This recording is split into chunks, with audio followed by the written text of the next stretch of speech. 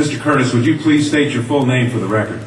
My name is Clinton Eugene Curtis. And where do you reside? Tallahassee, Florida. And what is your profession? I'm a computer programmer. Would you please speak into the microphone so the audience can hear your testimony? I'm a computer programmer. Mr. Curtis, are there programs that can be used to secretly fix elections? Yes. How do you know that to be the case? Because in October of 2000, I wrote a prototype for President Congressman Tom Feeney at the company I work for in Oviedo, Florida, that did just that. And when you say did just that, it would rig an election? It would flip the vote 51-49 to whoever you wanted it to go to and whichever race you wanted to win. And would that program that you designed be something that elections officials that might be on county boards of elections could detect? They'd never see it. Mr.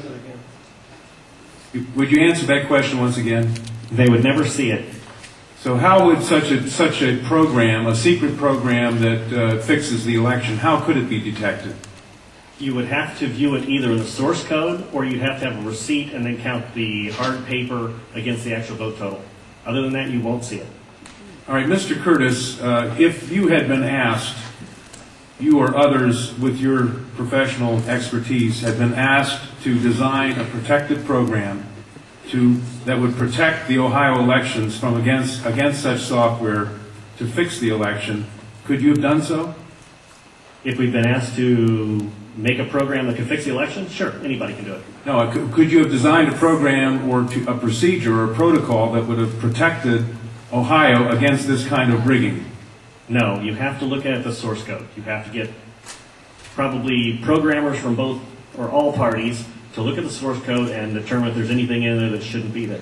I mean, it's a simple program. You're adding 1 to a person's total. It's 100 lines of code tops. All right. Are you aware of whether there was any protective action in Ohio against this kind of vote rigging through software? I don't know. You don't know? I don't know. You were not asked to assist in the development of any protective system, is that correct? No, I was not. In Europe, have you reviewed at all the election results in Ohio? No, I haven't. Okay. Given the availability of such vote rigging software and the testimony that has been given under oath of substantial statistical anomalies and gross differences between exit polling data and the actual tabulated results, do you have an opinion whether or not the Ohio election, presidential election, was hacked? Yes, I would say it was. I mean, if you have exit polling data that is significantly off from the vote, then it's probably hacked. And your testimony is under oath? Yes, sir. And the testimony you've given is true? Yes, sir. Thank you.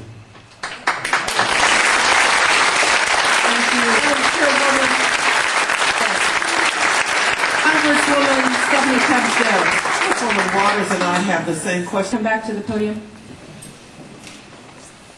Who did you say you were asked to prepare? I was asked by Tom Feeney. He's now a congressman. At that time, he was Speaker of the House of Florida, Yang Enterprises, which was the company I work for, lobbyist, and their corporate attorney. He wore a lot of hats. And at the time, he was the Speaker of the House of Florida. Is that what you said? Yes. Okay, thank you. Yeah, Congressman. You say he was the lobbyist for the voting machine company at the same time he was Speaker of the House? I don't know what the voting machine company is. He was a lobbyist for Yang Enterprises. We had NASA contracts and Yang Enterprises did what? Computers? Computers. Okay, and he was your lobbyist. Your company's the lobbyist for that company, yes. And he asked you to design a code to rig an election. Yes. While he was Speaker of the Florida House. Yes. This was during or previous to the 2000 election? Yes, October, end of September. And did he ever express why he wanted a code to rig an election? No, I immediately assumed that they were trying to keep you guys from cheating them. So, so I wrote up the documentation of what you would look for in the source code, how you would make sure that you didn't get, taken advantage of, make sure that all voting machines had receipts, because that way you could back count the ones that looked a little funny. And I handed it over. By receipts, you mean a paper trail? Yes, paper trail. And I handed that in to Mrs. Yang and said, here's your report, here's your program.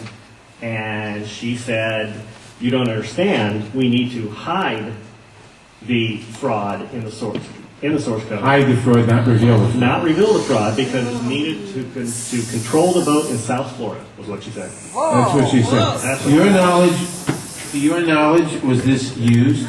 I have no idea. I was ready to leave, so I retired and left the company. Your testimony a moment ago, I think you said just before you left in answer to Congresswoman Tubbs Jones' question, would you just repeat what you said in terms of the exit polls? Oh, the exit polls should not be significantly different from the vote. And if they were, you would conclude what? I would conclude someone's playing with the vote. Not with the exit polls? That's possible too. Okay, I was going to ask why something is definitely skewed. Something is skewed in one or the other or both. Right. To select which one, you'd have to see where the problem is. Let me ask you one further question.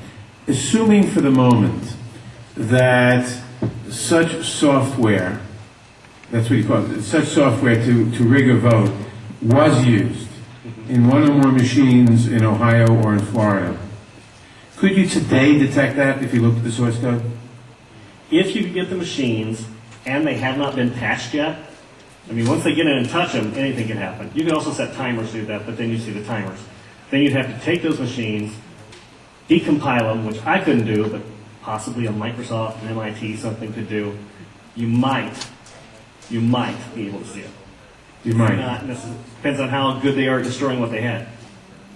Destroying what they had by tampering with the machine afterwards, or by programming a destroy instruction in the first place? Right, because since you didn't... Both, either or both? Either or both. You didn't actually see what's in there, so you don't know if the code is running in a single executable or running in various modules. If it's running in modules, you can make the code actually eat itself. Let me ask you one further question. I've been told that people who assume that lots of the election results, or that a large fraction of the election result in any state may have been affected by deliberate fraud in the computer, are paranoid, because in order to do that, you'd have to have access to thousands of machines, and that would be readily detectable. To what extent is that true? It depends on the technology you use. If you did a central tabulation machine that fed in, all you'd have to do is set a flag. You set a flag, the central tabulation machine would then flip your vote. So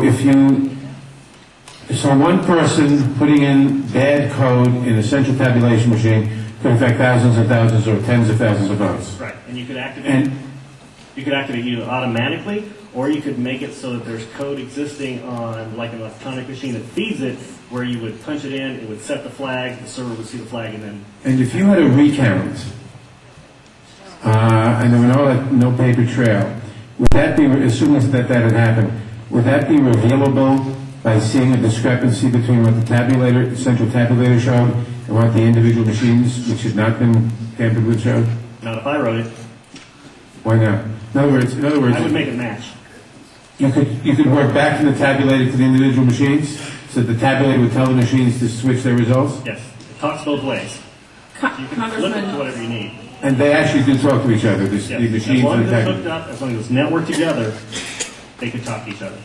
So in other words, there's absolutely no assurance whatsoever on anything with regard to these machines.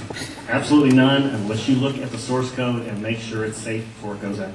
Thank you very much. Thank you, Congressman Mathers. I know that Congresswoman Waters has a question, and then Senator Miller, and then Congresswoman Stephanie Tubbs Jones. This will only take a moment if you would come back to the... I'm new at this. As you know, there has been a lot of discussion about, I think it is Diebold Company, their relationship to the president and the administration, and supposedly comments about helping to ensure that the president was reelected. In your world, in your environment, have you heard any of this kind of discussion? Do you know people who vote for Diebold? Do you have any sense of any actions that may have been taken I don't know anything about that at all. Thank you. Sorry. Senator Miller? Thank you, Madam Chair. Sir, I suspect people will attack you in terms of your credibility. Could you restate once again your credentials? I'm a programmer. I worked for NASA, worked for ExxonMobil, worked for Florida Department of Transportation, and other elements of my story, because this company, well, let's get into it. Why not? This company also, they have NASA contracts, and they were basically downloading tons of information, I mean gigabytes worth, and handing them off to this little Chinese guy named Henry Nee, and it didn't seem right, and he was hacking things, and I wrote a program for DOT that allowed contractors to send their information into DOT, and he was kind of the quality assurance guy for software. He put a wiretapping module in the program that went out to the contractors so that it actually sent everything they sent back to Yang. So I reported all this, and just last March, I think, he was arrested for attempting to send anti-tank missile chips to the capital of Communist China. So, if that's correct, this is such a small thing. Of course, I think he only got a $100 fine. And no time. Thank you. Congresswoman Stephanie Tubbs Jones. Thank you. Thank you. We are now going to